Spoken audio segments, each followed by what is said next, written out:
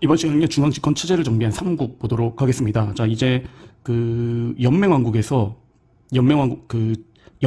이제 중앙집권 국가로 나가면서 이제 본격적으로 연맹왕국은 왕이 있긴 하지만 그 밑에 있었던 지방장들, 이인자들의 힘이 강하다면은 이제 중앙집권 국가는 비로소 왕권이 강해지는데, 그럼 왕권이 약해졌다가 왕권이 강해지면은 어떤 계기가 있었을 거 아닙니까? 계기를 살펴보도록 하겠습니다.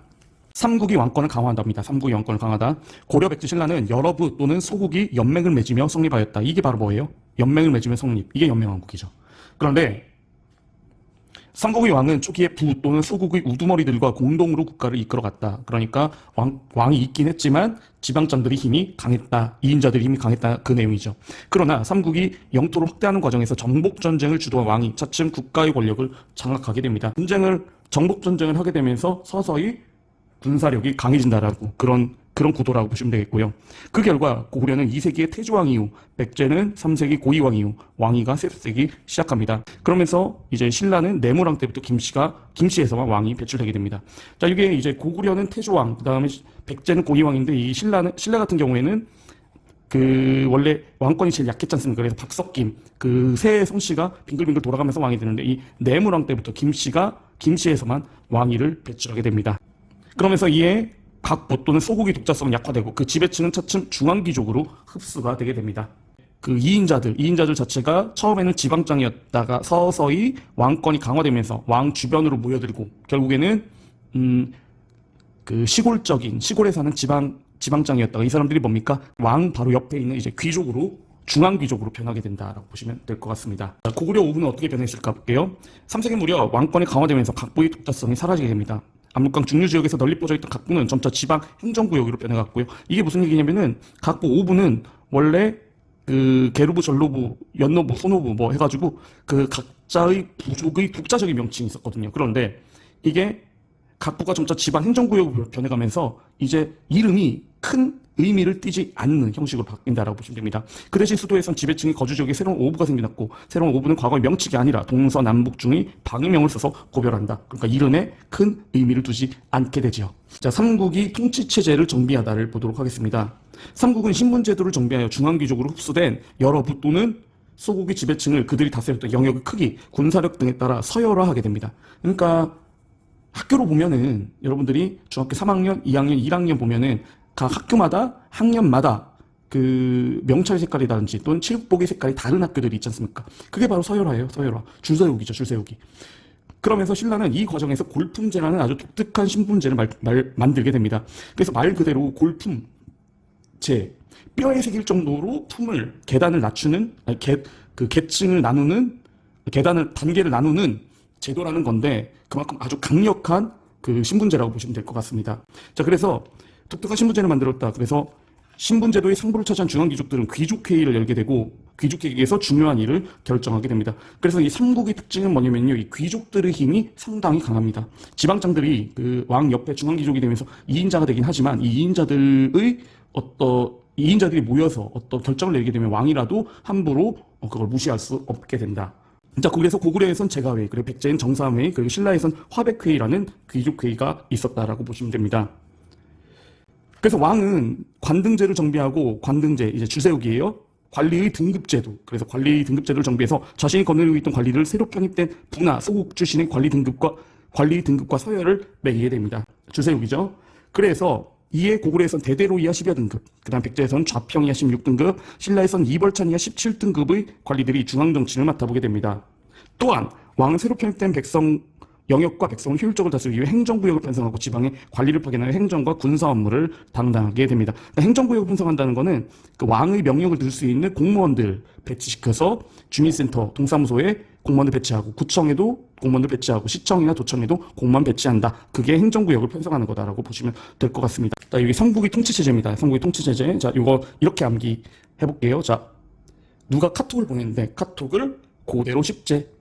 다시 한번 카톡을 그대로 10제, 10등급, 고구려 대대로 10여 등급, 제가회의, 이렇게 외우시면 될 것 같습니다. 그대로 10제. 혁명동물원. 자, 혁명동물원이 있는데요. 혁명동물원에 기르는 백색의 아주 흰색의 암컷 사자는 16마리. 그래서 혁명동물원에 백암사자 16마리. 그래서 백제 정사암 회의, 백제의 정사암 회의, 좌는 좌평이고요. 그리고 16마리인 16등급, 정사암 회의 좌평 16등급. 이렇게 백제는 암기를 하시면 되겠고요. 신하라는 애가 있는데 굉장히 귀여워요. 신하이가 몇 개? 신하이는 17갱. 신하이는 17갱.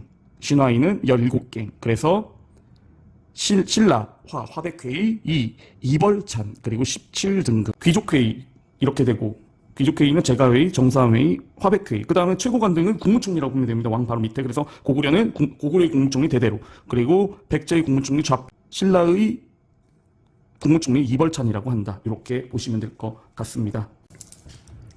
단순히 다스리는 걸로 끝나는 게 아니거든요. 이 사람은 이 이데올로기라고 하는데 정신적으로 이 사람을 납득시켜야 되거든요. 그러니까 어떤 뭐를 지배한다는 거는 굉장히 고도의 작업이다라고 보시면 됩니다. 자, 그래서 삼국에는 율령과 불교라는 게 수행이 되거든요.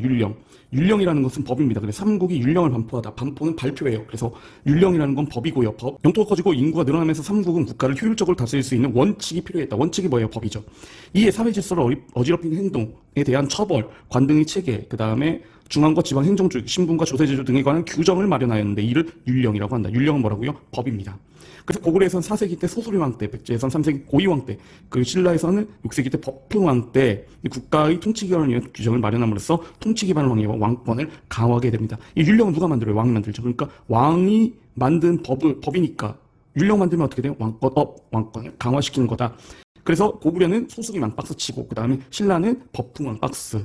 그래서 고구려 소수리왕 때 그리고 신라 법흥왕 때 율령이 반포됐다는 거 기억하시면 될 것 같습니다. 삼국이 불교를 수용하답니다. 불교. 자, 처음에 불교가 잘 수용이 될 수 있었을까요? 없었죠. 왜 그럴까? 중국도 마찬가지입니다. 중국도 이게 종교하고 정치는 뗄래야 뗄 수 없는 과정이거든요. 그래서 그 전에 서양에서도 기독교가 받아들여지면서 기독교의 짱이 누구예요? 교황이잖아요. 그러니까 교황과 황제의 대립이 굉장히 치열했죠. 그런데 동양에서도 똑같았거든요. 이 불교가 들어오게 되니까 부처의 존재에 관련돼서 왕권과 불교의 대립이 굉장히 심했거든요. 우리나라는 이게 일체화가 됐지만요.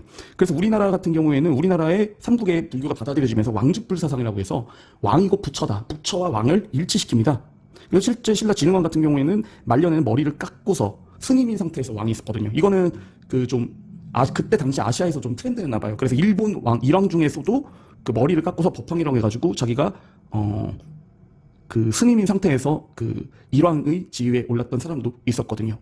그래서 종교라고 하는 건요, 그 어떤 국민들의 정신세계를 통합하는 하나의 그 장치였다라고 보시면 될 것 같습니다. 삼국은 중앙집권 체제를 갖추며 백성들의 정신을 하나로 모으고 국왕의 권위를 뒷받침할 수 있는 체계적인 사상을 필요로 하게 됩니다. 이 무렵 중국에서는 불교가 전파되자 삼국의 왕실은 적극적으로 불교를 수용하였고, 그리고 고구려는 소수리왕 때 중국 전진으로부터 중국으로부터 바로 받아들입니다. 고구려는 중국과 땅을 접하고 있었으니까요. 그 다음에 백제는 침유왕 때 동진으로부터, 아무래도 백제 같은 경우에도 그 중국의 남쪽 왕조, 남조하고 계속 바다로 건너서 교류를 했거든요. 침유왕 때 동진으로부터 불교를 수용하게 됩니다. 그런데 신라는 고구려에서 불교가 전래진 지 약 1세기 만에 100년 동안 왜 신라가 불교가 이제 전파가 안 됐었을까요? 신라 같은 경우는 그 신라는 지역색이 굉장히 뚜렷한 국가였거든요. 신라에서는 그 지역신들, 그러니까 각 부족마다 모시고 있던 부족신들의 세력이 굉장히 컸다라고 보시면 됩니다. 그 부족신들이 결국엔 뭐예요? 조상이잖아요. 그 조상. 그 부족의 조상을 모시는데 갑자기 불교가 들어오게 되면 자기 부족신들이 뭐가 돼요? 이인자가 되잖아요. 싫죠. 그러니까 기었고 막았다라고 보시면 될 것 같습니다. 그래서 법흥왕이 귀족들이 반대를 무릅쓰고 불교를 공인하게 됩니다. 그러면은 이 그림을 보시면은 여기 막 솟아오르는 게 피입니다, 피. 그리고 여기 밑에 보면은 사람의 목이 떨어져 있는 게 있죠. 그래서 이게 뭐냐면 2차돈 순교비인데, 2차돈이라는 사람이 그 불교를 반대하는 사람들을 무릅쓰고 불교 받아들여야 한다 해서 결국에는 목이 잘리게 되는데, 목이 잘리면서 흰 피가 솟구치고 막 연꽃이 떠오르게 됐다고 합니다. 그래서 2차돈이 순교가 있게 되면서 결국에는 2차돈이 순교가 있으면서 불교가 신라에서 공식 인정을 받게 된다고 보시면 될 것 같습니다. 삼국에서 율령과 불교를 동시에 받아들이는 왕이 있었거든요. 그래서 이거는 이렇게 외웁니다. 그 어떤 집이 있는데 그 집을 불태울 수 있는 거는 누구만 있죠? 예를 들어 옆집하고 싸우는데 막 열받아서 자기 집을 불태워요. 그런 거는 다수의 사람이 할 수 없죠. 소수만이 할 수 있죠. 그래서 소수만이 불태울 수 있다. 소수리만 불교, 태학, 율령 이렇게 암기하시면 되겠고요. 어떤 도박을 하는데 도박에 금을 거는 건 불법입니다. 그래서 금율건 불법. 금을 거는 건 불법이다. 금율건 불법. 금은 금강가야. 율령, 연호 건원, 불교 수용. 법은 법궁왕입니다. 그래서 금율건 불법. 이렇게 암기하시면 될 것 같습니다.